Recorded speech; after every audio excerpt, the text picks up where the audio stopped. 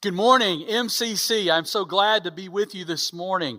What a joy to be able to share God's Word with you this morning. Whether you're with us in the auditorium at the in-person service or you're watching this from the comfort of your home. And I know that some of you, I've heard reports that some of you are still in your pajamas. And that's okay by me, but I just wanted you to know I'm well aware of that. And so this morning, I want us to begin a new sermon series entitled Transitions. And we specifically want to look at some transitions that took place in the Bible because we want to learn from them because we're in the midst of a lot of change and transition. Just this week, at the time that we're recording this, we still don't know who our president's going to be. We don't know if we'll have a new president or not. We don't know about a lot of the other races.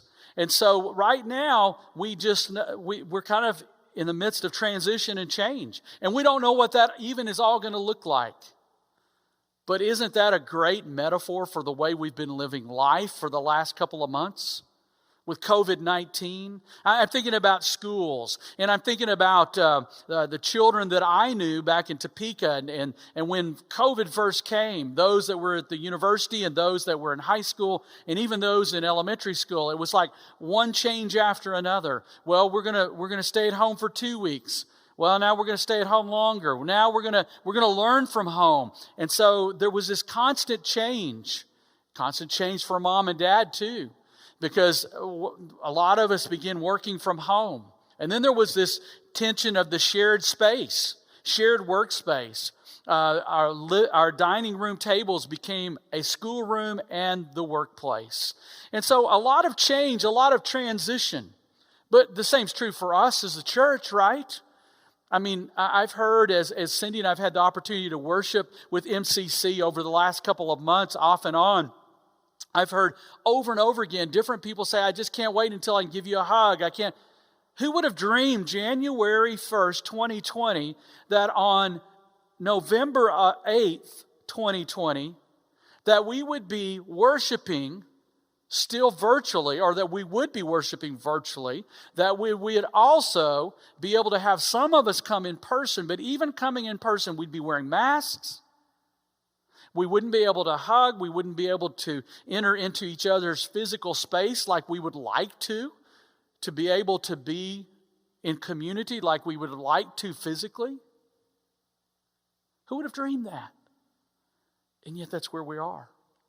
And so as we continue to think about that, I want us to think about the fact that some of the transitions, some of the changes that we experience are welcomed, and some are unwelcomed.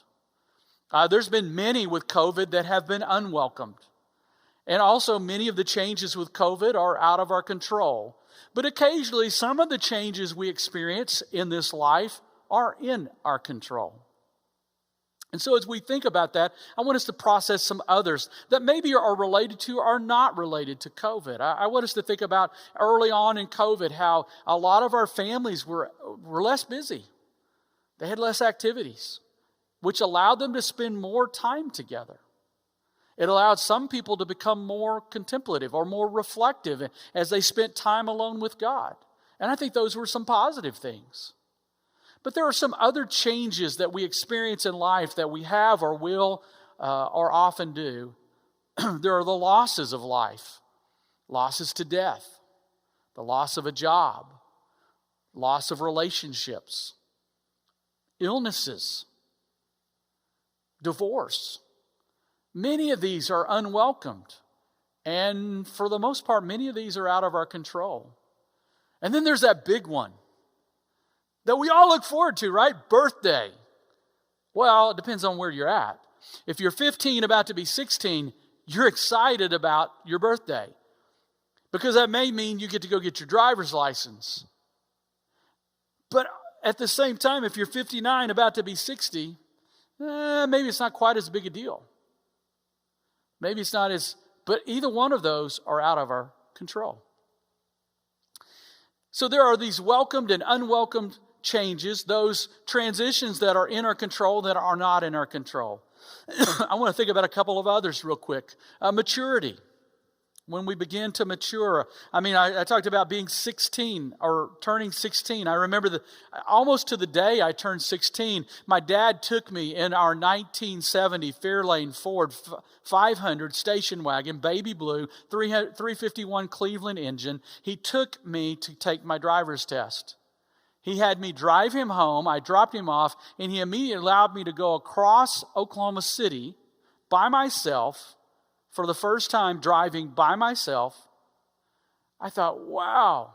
Well, I look back and say, wow, because don't think I would have done that with my daughters. But then there was that time where you begin thinking about, what are you going to do when you leave home? Are you going to go to the workplace? Are you going to go to the workplace and to college? Are you going to the workplace and trade school? Or are you going to go just focus on trade school or just focus on college? There's the time where you begin thinking about a family of your own. And then after you have a family of your own, at some point you start thinking about when all of your family, all of your children leave and you become empty nesters. Well, you can tell that I'm talking about the stages of life. And as we talk about the stages of life, each one of those bring changes, bring transition. Most of those, or many of those, are out of our control, but how they happen are maybe a little bit in our control.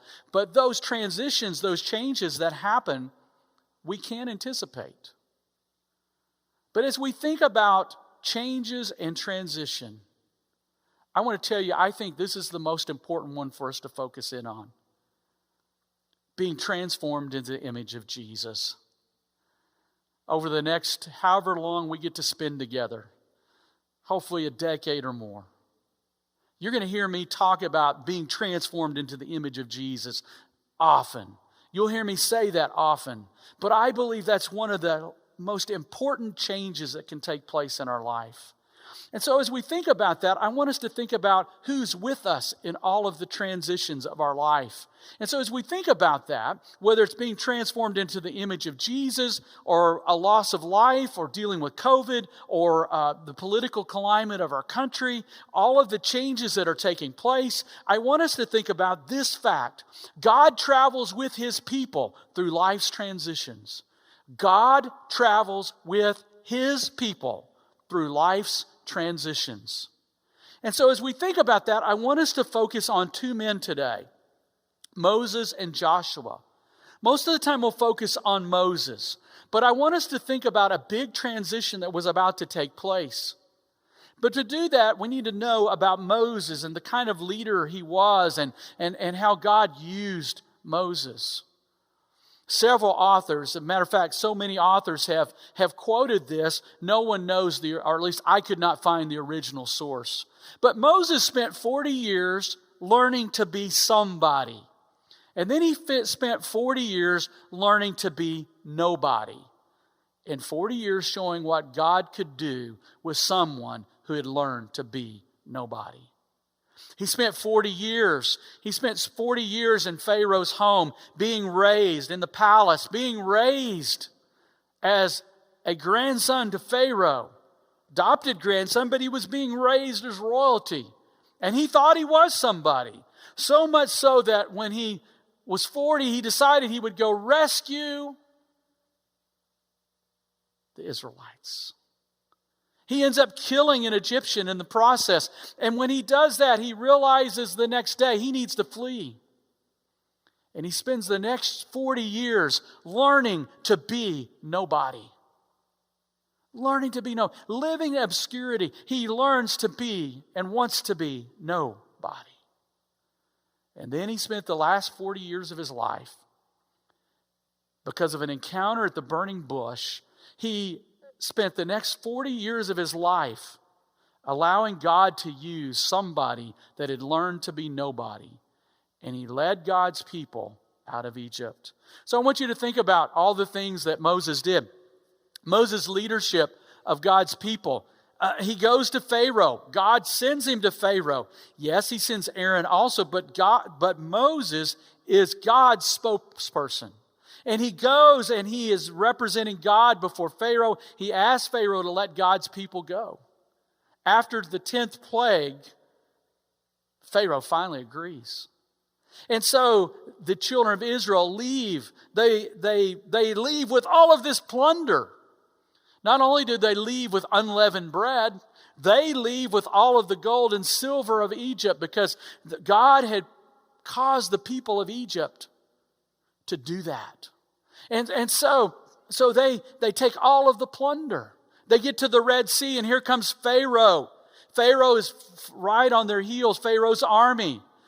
Moses raises his staff, the water parts, the children of Israel walk across on dry ground. And as they walk across on dry ground,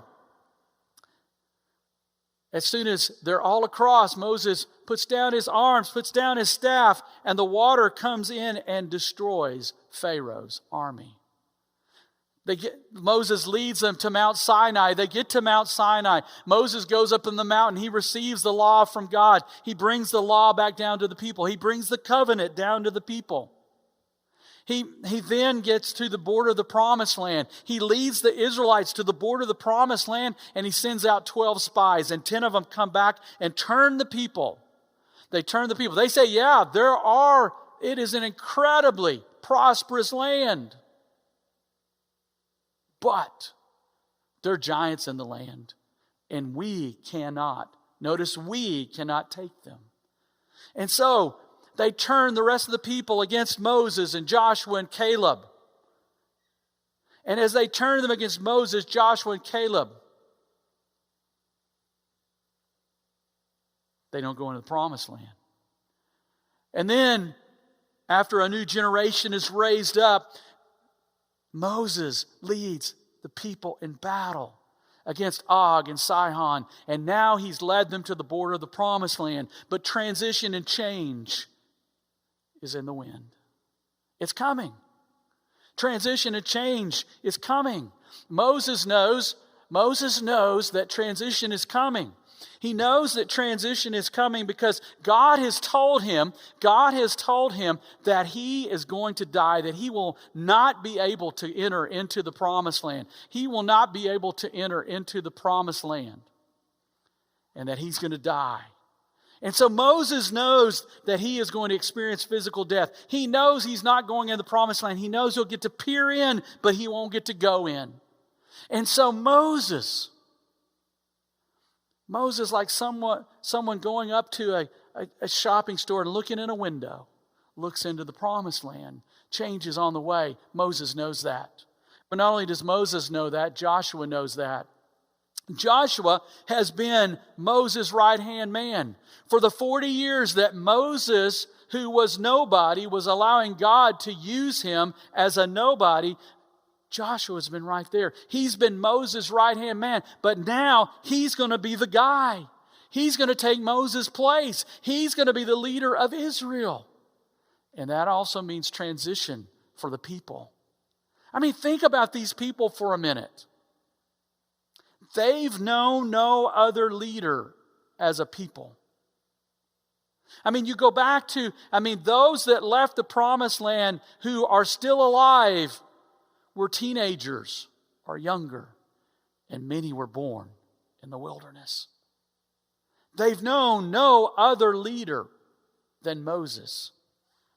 Or haven't they? Haven't they known another leader? Consider these words from Deuteronomy 31, 7 through 8. Then Moses summoned Joshua and said to him in the presence of all Israel, "Be strong and courageous, for you must go with this people into the land that the Lord swore to their ancestors to give you, and you must divide it among them as their inheritance. The Lord himself goes before you and will be with you. He will never leave you nor forsake you. Do not be afraid. Do not be discouraged." I want to read a part of that again. The Lord himself goes before you and will be with you and will never leave you. That's the promise that God made to Joshua and to those people. Those people that had known no other leader, but they had. They had known another leader. They had, because that promise had been fulfilled throughout all of their travels. From the Exodus on, God had been with them. Remember, God was with them God was with them. It was God who went to Pharaoh. It wasn't Moses. Moses was his representative. Moses was his spokesperson. Moses was his prophet. But God was the one going toe to toe with Pharaoh. He was the one asking for his people to be released. It was God who led the children of Israel by a pillar of cloud by day and a pillar of fire by night. It was God who led them. And God is the one that when Moses raised his hands, parted the Red Sea and defeated the army of Pharaoh. It was God on Mount Sinai that made the covenant with the people. It wasn't Moses, it was God who made the covenant with the people. Moses was, if you will, the delivery boy. 12 spies. 12 spies. It wasn't Moses, Joshua, and Caleb that the 10 spies rejected. It was God that they rejected. They rejected God's presence. They said, we can't. They forgot that God was the one giving them the land. They forgot God was with them. And then when they defeated Og and Sihon, it was God leading the people. And now as they come to the border of the promised land, it is God who will lead them into the promised land. It is not Joshua or Moses. God uses them. God uses them in powerful ways. But it is God who is there. It is God who is present. It is God who is leading them. I want you to remember. I want you to remember, as I said earlier, I want you to remember God travels with His people through life's transitions. God travels with His people through life's transition. That is true for the Israelites, and that's true for God's kingdom today, and that's true for MCC. And that's true for each one of us who are followers of Jesus the Christ. God travels with us through life's transitions. Whatever happens in the election this week, whatever has happened this week, God's with us. Whatever happens with COVID-19, God is with us. Whatever happens in regards to school and work, God is with us. Whatever happens in our family, God is with us. Regardless how difficult times seem in the midst of transition, God is with us. And most importantly, God is with us when we're being transformed into the image of Jesus. Because it is also the image of God we are being transformed into. God travels with His people through life's transitions. I want to give you a challenge for this week. I want you to carve out 30 minutes sometime this week. And the first thing that I want you to do is I want you to list the transitions that you can do this as a family. Matter of fact, I would encourage you to do this as a family. But whether you do it as a family or as an individual, I want you to list the transitions, the changes that you have experienced in 2020 to this date. And then I want you to simply pause and thank God for His presence in those transitions. And then the second thing I want you to do is I want you to list transitions that you can anticipate during the remainder of 2020 and into 2021. And I want you to ask God to lead you and to be present with you and with us during those transitions that you anticipate, and even to be with us in those that we cannot. This morning, I want to leave you with these words. May the Lord bless you and keep you. May the Lord make His face to shine on you and be gracious to you. And may the Lord turn His face towards you and give you peace.